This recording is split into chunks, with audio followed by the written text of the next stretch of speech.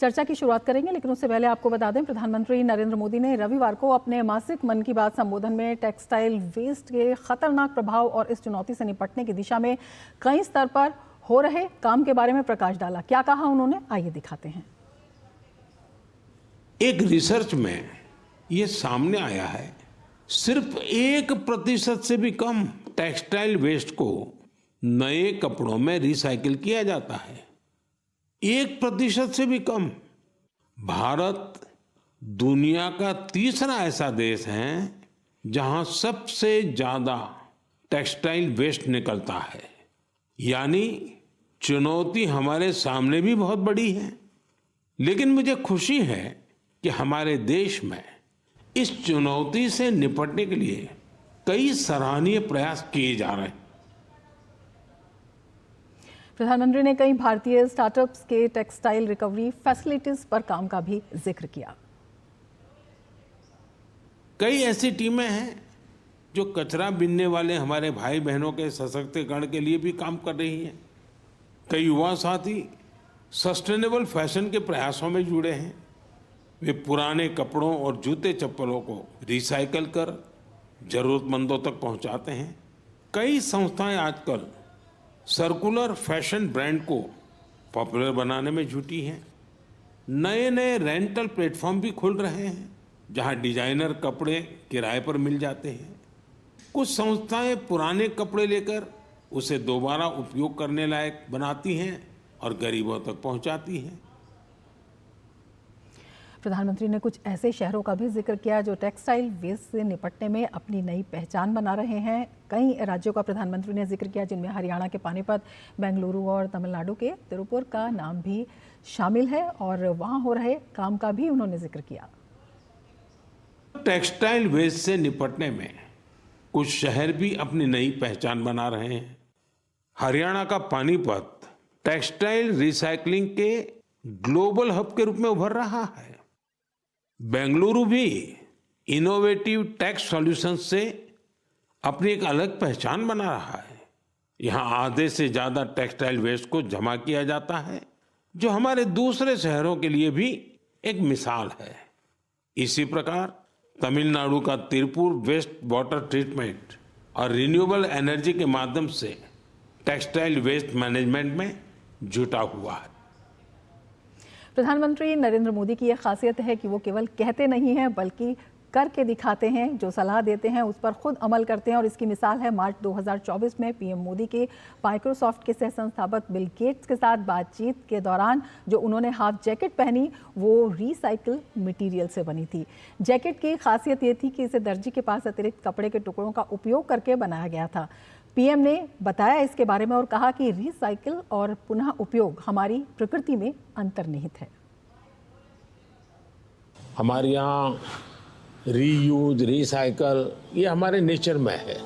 अब देखिए ये जो जैकेट है ये रिसाइकल मटेरियल का है, लेकिन ये रिसाइकल मटेरियल की भी विशेषता है। इसकी विशेषता ये है जो टेलर के यहाँ कपड़े के टुकड़े निकलते हैं ये सारा वेस्ट इकट्ठा किया हुआ है। फिर जो पुराने कपड़े हैं उसको भी इसमें लिया हुआ है और 30-40% वेस्ट प्लास्टिक बोतल को लिया हुआ है और उन सबको रिसाइकल करके ये कपड़ा बना है। तो प्रधानमंत्री ने कहा कि ये हमारी प्रकृति में अंतर्निहित है और किस तरह से जिसे हम वेस्ट मटेरियल कहते हैं उसका सदुपयोग किया जा सकता है और जिस तरह की चुनौती है उसे भी एक अवसर में बदला जा सकता है। इसी पर चर्चा करेंगे। हमारे साथ 3 खास मेहमान जुड़े हुए हैं। अपने मेहमानों से मैं आपका परिचय करा देती हूँ। रोहित कंसल जी जुड़े हुए हैं हमारे साथ, एडिशनल सेक्रेटरी हैं मिनिस्ट्री ऑफ टेक्सटाइल। हमारे साथ परविंदर सिंह जी जुड़े हुए हैं, founder director global alliance for textile sustainability council Panipat से। और हमारे साथ शोभा राघवन जी जुड़ी हुई हैं, सीईओ साहस जीरो वेस्ट बेंगलुरु से। तो अपने तीनों ही मेहमानों का हम स्वागत करते हैं। रोहित जी, सबसे पहले आपके पास आना चाहेंगे और आपसे समझना चाहेंगे, अगर हम मटेरियल वेस्ट की, टेक्सटाइल वेस्ट की बात करते हैं तो ये अपने आप में एक बड़ा चैलेंज है, केवल भारत के सामने नहीं दुनिया के सामने। और जब हम बात करते हैं प्रतिवर्ष 7.5 मिलियन टन से ज़्यादा इसके क्रिएट होने की और रिसाइकलिंग की जो प्रक्रिया है वो 1% से भी कम है, ये अपने आप में कितना बड़ा चैलेंज है? रमा जी, आपने ठीक कहा। कि टेक्सटाइल वेस्ट जो है आजकल पूरे विश्व के लिए एक बहुत बड़ा चैलेंज बना हुआ है। एक ग्लोबल स्टडी करवाई गई है, उसमें यह बताया गया है कि पिछले 15 सालों में टेक्सटाइल प्रोडक्शन डबल हो गई है, लेकिन time for which textile remains in circulation आधा हो गया है। तो आप खुद समझ सकती हैं कि कितना बड़ा चैलेंज इससे हमारे सामने क्रिएट हो गया है।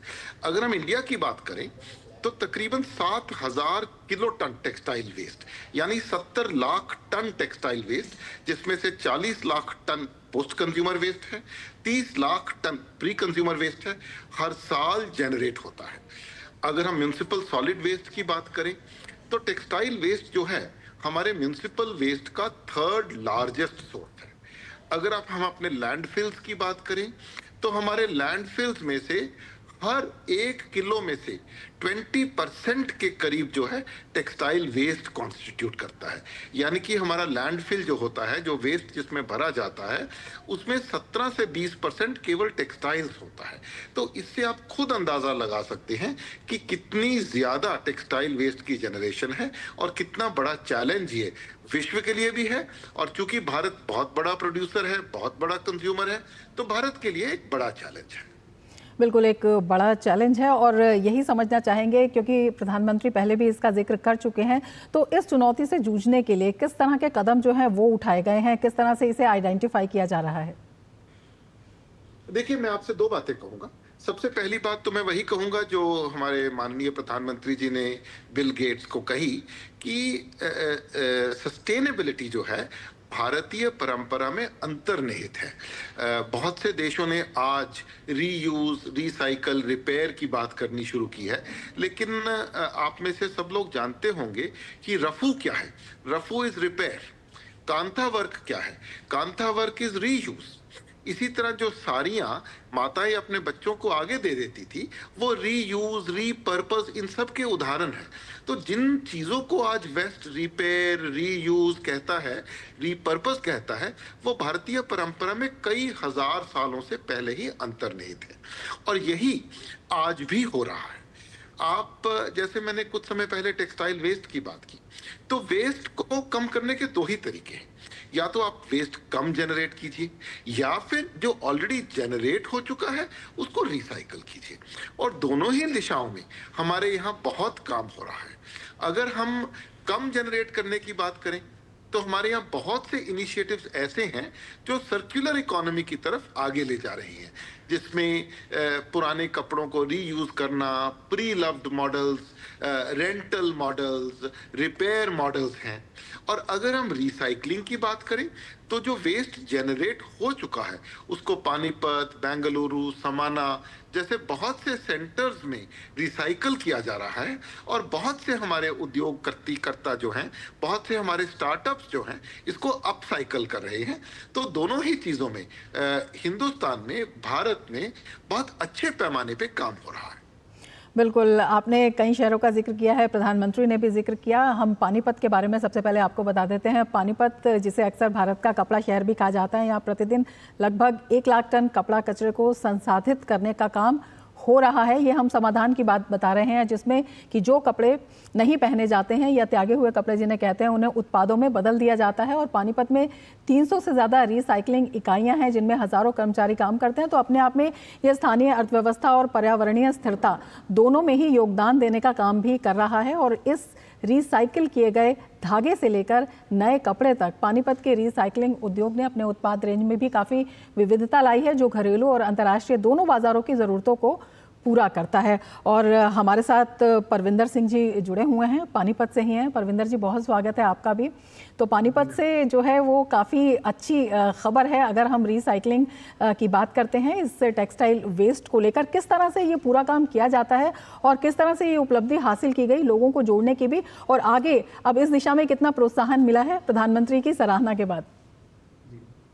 तो सबसे पहले मैं प्रधानमंत्री जी का आभार व्यक्त करना चाहता हूं, जिन्होंने टेक्सटाइल वेस्ट, जो एक सामाजिक मुद्दा भी है और एक औद्योगिक मुद्दा भी है।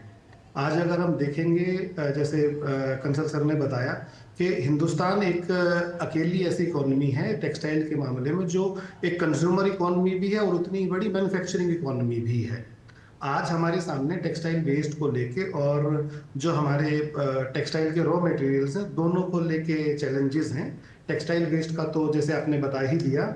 अगर हम रॉ मटेरियल्स को भी देखें तो जो हमारा कॉटन की ग्रोथ है वो 1 से 2% है ग्लोबली रॉ मटेरियल की, और जो हमारा दूसरा रॉ मटेरियल है पॉलिएस्टर वो क्रूड पे से निकलता है, और क्रूड के हमारे पास रिजर्व ही 30 से 40 साल के हैं। तो अगर हम टेक्सटाइल वेस्ट को वेस्ट ना देखते हुए रॉ मटेरियल देखें तो हमने इन दोनों समस्याओं का समाधान एक ही सर्कुलरिटी से कर दिया। हमने टेक्सटाइल वेस्ट का भी समाधान कर दिया जो हमारे एनवायरनमेंट पे एक बर्डन बन रही है, और दूसरा जो चैलेंज है हमारा रॉ मटेरियल का, जो हमारे पास सफिशिएंट रॉ मटेरियल्स नहीं है, तो इस सर्कुलरिटी और रिसाइकलिंग ने इन दोनों समस्याओं का समाधान कर दिया। दूसरा, क्योंकि हमारे यहाँ जो टेक्सटाइल इंडस्ट्री है वो एमएसएमई बेस्ड इंडस्ट्री है, और हमारा 60-65% के आसपास जो हमारे उद्योग हैं वो लघु और मध्यम दर्जे के उद्योग हैं। तो हमें हमारे लिए हिंदुस्तान के लिए रोजगार पैदा करना एक बहुत बड़ा चैलेंज है, और जब हम टेक्सटाइल वेस्ट को फॉर्मल करते हैं, उसको पूरा ट्रेसेबिलिटी में सप्लाई चेन को लेके आते हैं, तो ये क्योंकि ये मैनुअल काम होने वाली इंडस्ट्री है तो बहुत सारे उद्योग भी उत्पन्न होते हैं, रोजगार उत्पन्न होते हैं। दूसरी चीज जो मैं आपको बताना चाहूंगा, हमारी जो रिसाइकलिंग रेट है इंडिया की वो 69% है, जो दुनिया में कहीं भी 20% के नीचे ही है। तो आज जो इंडिया है वो हम कैपेबल हैं सारी दुनिया की वेस्ट को रिसाइकिल करने के लिए, और अब हमें अपने आप को उस लेवल पे लेके जाना है कि हम सारी दुनिया के सर्कुलर मैन्युफैक्चरिंग हब बन पाए। बिल्कुल, ये अपने आप में बेहद अहम बात है, और इस क्षेत्र से जुड़े जो उद्यमी हैं या जो लोग इसमें आना चाहते हैं उनके लिए भी एक रास्ता खुलता हुआ दिखाई देता है। सबसे पहले हम आपको ये दिखा देते हैं आगे बढ़ने से पहले कि इस क्षेत्र से जो जुड़े उद्यमी हैं उनमें किस तरह का उत्साह आया है।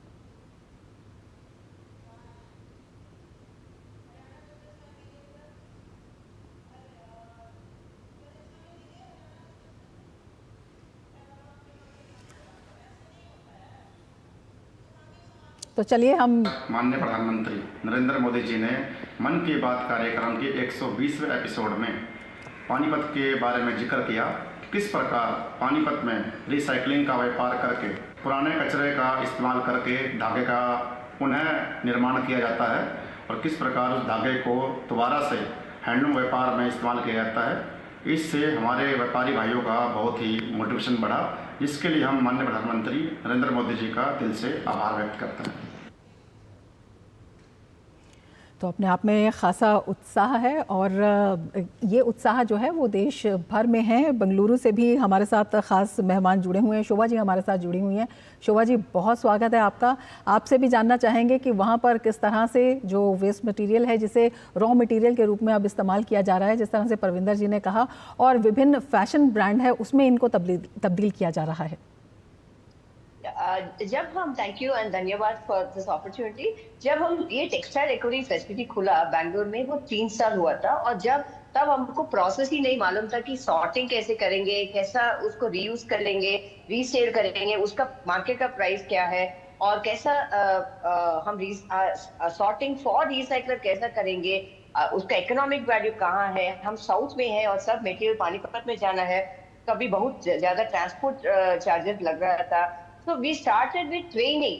हमारे जो लोग एम्प्लॉयमेंट किए हम उसको ट्रेन करने थे कि ये मटेरियल ऐसा सॉर्ट करना है।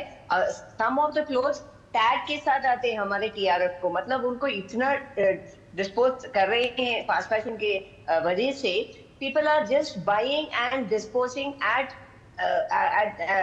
लो कॉस्ट, एंड उसको हम रीयूज कर सकते हैं।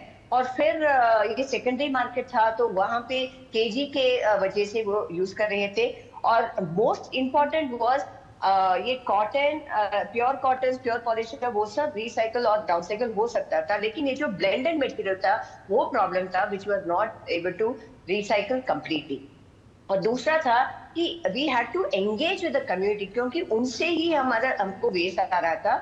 How do we bring the behavioral change? How do we tell them to responsibly give this waste?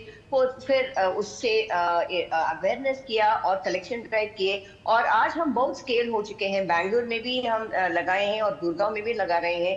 And we now expect that now with the ministry, we are working with the ministry, and Pradhan Mantri ji भी इसका highlight किया. So we believe that अभी we will get a ray of hope in ensuring that it is economically viable and circular economy alignment also with respect to Government of India goals. बिल्कुल, इस पर हम चर्चा लगातार जारी रखेंगे।